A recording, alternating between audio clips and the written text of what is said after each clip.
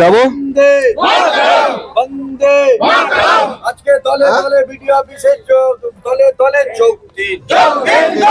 বিডিওর বিরুদ্ধে আন্দোলনে দলে দলে যোগ দিন। বিডিওর বিরুদ্ধে আন্দোলনে ভারতীয় জনতা পার্টির সৈনিকরা দলে দলে যোগ দিন। ভারত মাতা কে, ভারত মাতা কে, বন্দে সিন্ডিকেটের বিরুদ্ধে। মুর্শিদাবাদের ফারাক্কা ব্লকের রাজ্য সরকারের বন্যায় ক্ষতিগ্রস্ত পরিবারদের 70,000 টাকা অনুদান প্রদান করছেন। সেই টাকা প্রকৃত যোগ্য পরিবারেরা না পেয়ে যারা ক্ষতিগ্রস্ত নয় সেই সব পরিবারের নামের তালিকায় নথিভুক্ত হয়েছে। আর সেই নিয়ে আজ ফারাক্কা বিজেপি মণ্ডল 2-এর সভাপতির উদ্যোগে ফারাক্কা ব্লকের বিডিও অফিস ঘেরাও করে বিক্ষোভ ও স্মারকলিপি প্রদান। তাদের দাবি প্রকৃত ক্ষতিগ্রস্ত পরিবারদের নামের তালিকায় নাম নথিভুক্ত করতে হবে, আর যারা পাওয়ার যোগ্য নয় তাদের তালিকা থেকে নাম বাতিল করতে হবে। এই নিয়ে চলে আজকের বিজেপির কর্মসূচি। অবিলম্বে স্বচ্ছ তালিকা তৈরি করে ক্ষতিগ্রস্ত পরিবারদের টাকা দিতে হবে। স্বচ্ছ তালিকা তৈরি না হলে আগামী দিনে বিডিও অফিস ঘেরাও করে বৃহত্তর আন্দোলনের হুঁশিয়ারি বিজেপি নেতৃত্বের। ফারাক্কার বিডিও জুনায়েদ আহমেদ জানাচ্ছেন, স্বচ্ছ তালিকা তৈরি করে প্রতিটি গ্রাম পঞ্চায়েতের অফিসে দ্রুত লাগিয়ে দেওয়া হবে। আমাদেরকে বলবেন একজন রাজনৈতিক দলের নেতা, তাই ওনাকে সাইড করে দেওয়া হোক। আপনার কাজ ছিল এটা, আপনার কাজ ছিল এটা সঠিকভাবে তদন্ত করে যারা পাওয়ার যোগ্য তাদেরকে দেওয়া উচিত ছিল। আপনি কি করেছেন তার জন্য? তার জন্য আপনি কিছুই করেননি, শুধু ভেদাভেদ করেছেন। তৃণমূলের দলদাসে পরিণত হয়ে গেছেন আপনি। তৃণমূল যেভাবে চালাচ্ছেন আপনি সেভাবেই চলছেন, সেইটা কিন্তু ঠিক নয়। আজকে আমাদের মধ্যে উপস্থিত হয়েছেন দক্ষিণ মালদা সাংগঠনিক জেলার সাধারণ সম্পাদক সম্মানীয় বিশ্বজিৎ রায় মহাশয়। আমরা আজকে বিশ্বজিৎ রায় এসছেন মালদা থেকে। আমাদের ফারাক্কার দুর্নীতি জানতে পেরেছেন মালদার লোকেও, শুধু মালদা নয়, গোটা পশ্চিমবঙ্গের মানুষ দেখছে আজকে যে ফারাক্কায় ভিডিও নেতা থেকে আমলারা যারা আজকে অবৈধভাবে, যারা আজকে যাদের কোনো ত্রাণ দরকার ছিল না তাদেরকে ত্রাণ বিলি করেছে। তার কারণটা কি? তার কারণ একটাই, যে ভারতীয় জনতা পার্টি শারীরিকভাবে কিন্তু এই দুর্নীতির বিরুদ্ধে সরকার আপনারা চালাচ্ছেন। সামনেই 2026 সাল।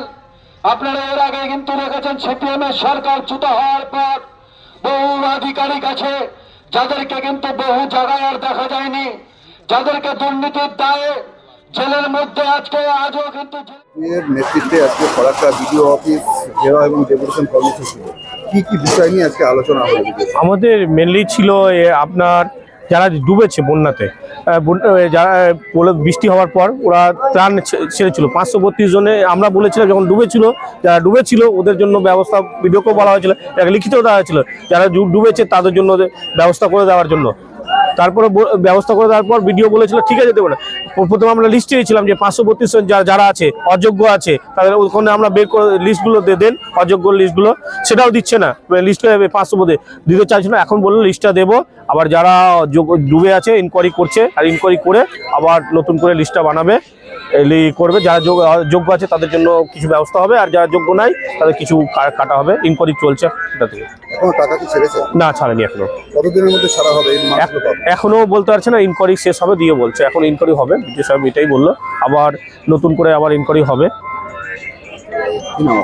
আমার নাম পিন্টু মণ্ডল, বিজেপি মণ্ডল প্রিয় সব। এই যে বিষয়টা ছিল যে বিগত যে বর্ষাকালে যে চরম হারে বৃষ্টি হয়েছিল, সেই বৃষ্টিতে বিশেষ করে বেনিয়াগ্রাম যে অঞ্চলটা, এই বেনিয়াগ্রাম অঞ্চলের বেশ কিছু গ্রাম অ্যাফেক্টেড হয়েছিল। এমনকি এখন অবধি এই যে 5-6 মাস বা 7 মাস হতে চললো, এখনো অবধি বিভিন্ন ঘরে কিন্তু আমরা দেখা যাচ্ছে যে 1 হাঁটু বা 1 বুক করে জল। এর জন্য বিডিও অফিস থেকে একটা ইন্সপেকশন করে নাম পাঠানো হয়েছিল যারা অ্যাফেক্টেড তাদেরকে একটা ড্যামারেজ দেওয়ার জন্য। কিন্তু আমরা কি দেখলাম, দুর্ভাগ্যের বিষয়, যেটা এই রাজ্যের সিস্টেমে বা একটা প্রাতিষ্ঠানিক দুর্নীতি এই রাজ্যে একটা প্রাতিষ্ঠানিক সিস্টেমে পরিণত হয়েছে, তারই সকলের শিকার হলো। আজকে আমরা দেখতে পেলাম যখন লিস্ট বেরোলো, সেই লিস্টে এই যে অঞ্চলের প্রধান এবং মেম্বাররা তারা নিজেদের মা বাবা কাকু কাকিমা আত্মীয় স্বজন ভাই বোন এদের সবার নাম দিয়ে দিল, কিন্তু প্রকৃতপক্ষে যারা অ্যাফেক্টেড তারা কিন্তু টাকাগুলো পাচ্ছে না।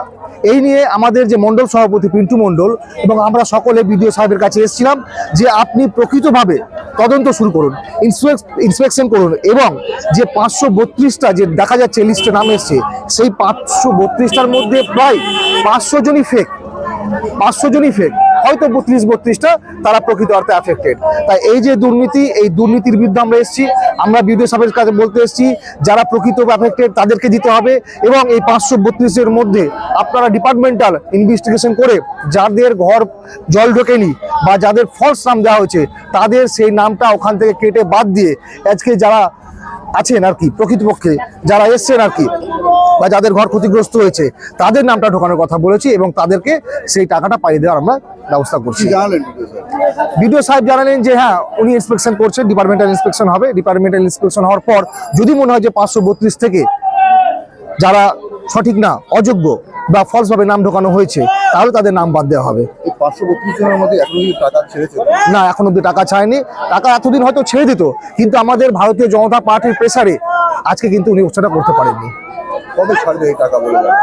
উনি বললেন যে ডিপার্টমেন্টাল ইনভেস্টিগেশন কমপ্লিট হবে, হওয়ার পর উনি একটা আবার শর্ট আউট করবেন লিস্টের, তারপর আমাদেরকে ডাকবেন, আমরা মিলিয়ে দেখব, উনি মিলিয়ে দেখবেন এবং তার প্রমাণ তথ্য নিয়ে যখন বাদ হবে এবং নতুন ইনক্লুশন হবে তারপর টাকাটা ছাড়বেন।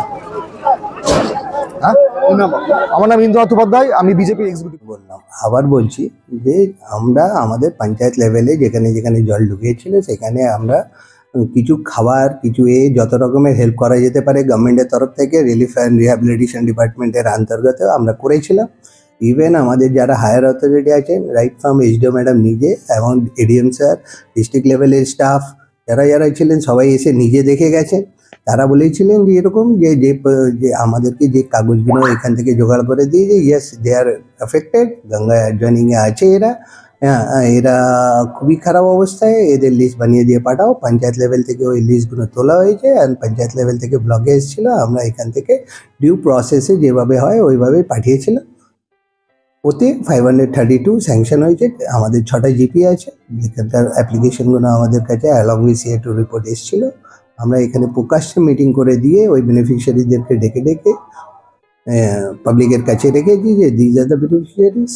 স্টিল আজকে ডেপুটেশনটা হয়েছে ওনাদের ইনক্লুশন নিয়ে, যেহেতু এতদিন টাইম পাস করে গেছে ইনক্লুশন নিয়ে তো আমাদের কোনো ব্যাপার নাই, কিন্তু ব্যাপার হলো যে আমরা এই লিস্টটা অলরেডি মার্কেটেই ছিল, আপনারাও জানেন যে এর আগে হয়েছে।